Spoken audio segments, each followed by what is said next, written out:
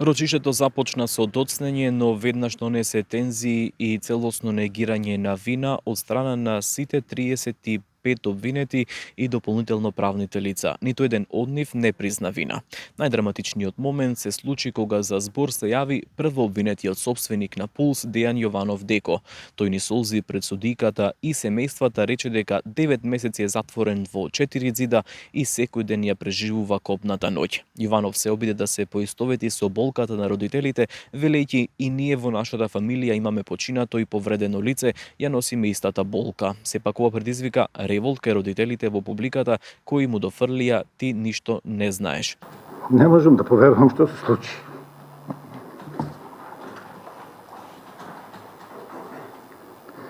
Јас како човек и како родител, каде што се собираа сите млади,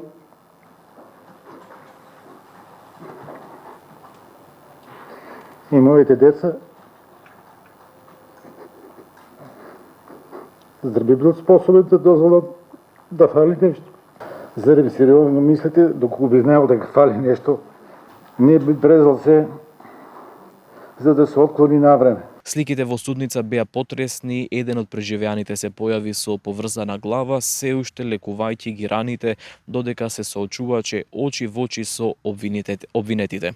Во однос на правната стратегија, одбраната на прво обвинетиот Дејан Јованов направи голем пресврт. Неговата адвокатка директно ја посочи музичката група ДНК како виновник за пожарот, бидејќи била нивна пиротехниката.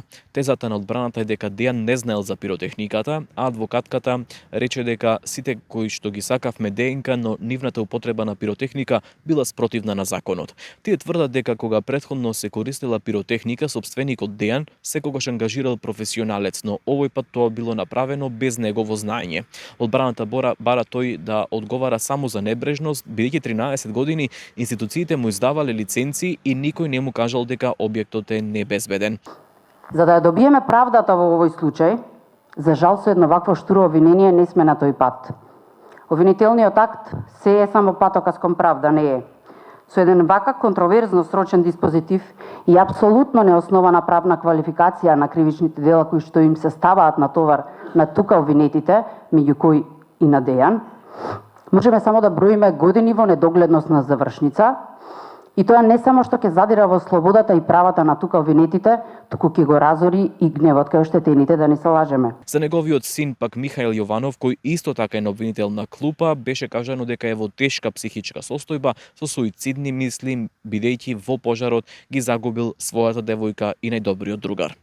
Судењето не помина и без скандал. Уште на самиот старт судиката Дијана Груевска-Илиевска откри дека при претрес во ќелијата на обвинетиот Џеваир Камбери, кој што бил службеник во Министерството за економија, биле пронајдени 13 мобилни телефони и лаптоп.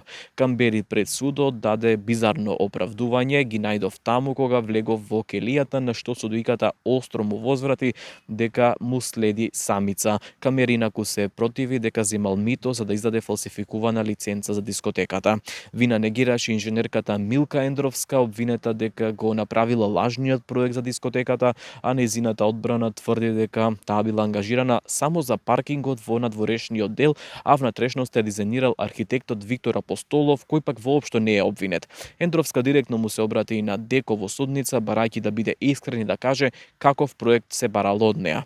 На крај вреди можеби да се издвои и изјавата на адвокатот Благој Јованов, кој упати остра критика кон правосудниот систем, велејќи дека на сите рацете ни се крвави затоа што молчевме толку долго, обвинувајќи го обвинителството дека ако си ја вршило работата во 2012 година, можеби Пулс денеска немало да постои и трагедијата на 16 март не би се случила. Стеното рочиште закажано за во четврток.